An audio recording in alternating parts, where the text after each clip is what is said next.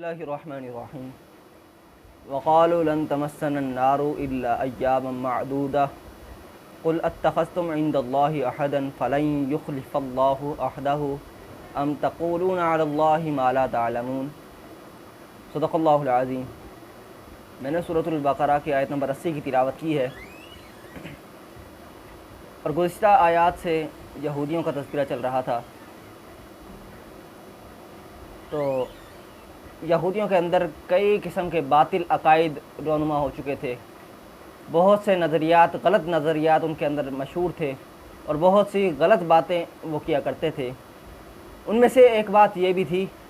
کہ یہودی کہا کرتے تھے کہ ہم جہنم میں ہرگز نہیں جائیں گے سوائے گنتی کے چند دن۔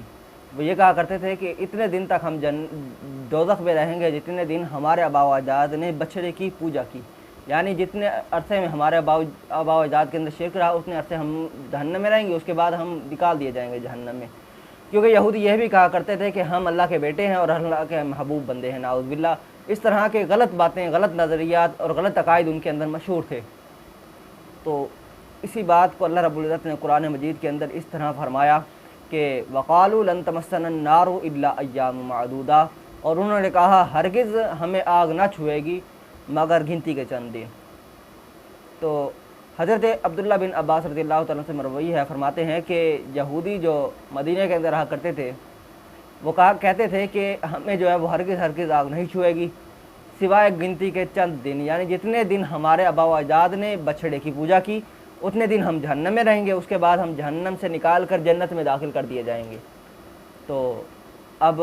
یہودیوں کے اندر جب یہ بات مشہور ہوئی، جب یہودی اس طرح کی باتیں کرنا شروع ہو گئے، نازیبہ گفتگو کرنا شروع ہو گئے، تو اللہ رب العزت نے فرمایا کہ قل اتخذتم عند اللہ احدا، اے نبی علیہ الصلوۃ والسلام آپ ان سے فرمائیں کہ کیا تم سے اللہ نے کوئی عہد لیا ہوا ہے؟ فلن یخلف اللہ عہدہ، تو ہرگز اللہ وعدہ خلافی نہیں کرے گا۔ ام تقولون علی اللہ ما لا تعلمون، یا تم کہہ رہے ہو اللہ پر وہ بات جس کو تم جانتے ہی نہیں ہو۔ یعنی پھر اللہ نے رسول اللہ صلی اللہ علیہ وسلم سے یہاں پر خطاب فرمایا کہ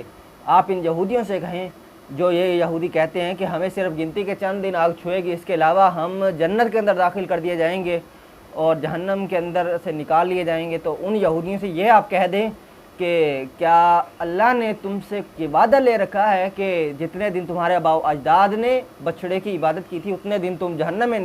رہو گے اور اس کے علاوہ تمہیں جنت میں داخل کر دیا جائے گا؟ کیا تمہارے پاس اللہ نے کوئی عہد لے رکھا ہے؟ کیا کوئی عہد ہے جو تم سے لیا جا چکا ہے؟ تو اگر کوئی عہد ہے تو اللہ وعدہ خلافی نہیں کرتا،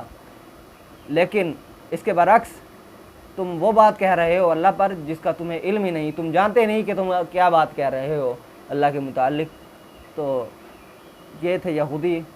جن کے باطل نظریات تھے، جو اہل کتاب کہلایا کرتے تھے، جن کے اوپر کتاب نازل کی گئی تھی، اور اس دور کے یہ لوگ اہل علم لوگ تھے، لیکن ان کا علم جو تھا وہ ان کو لے ڈوبا اور کفر کی طرف یہ آ گئے۔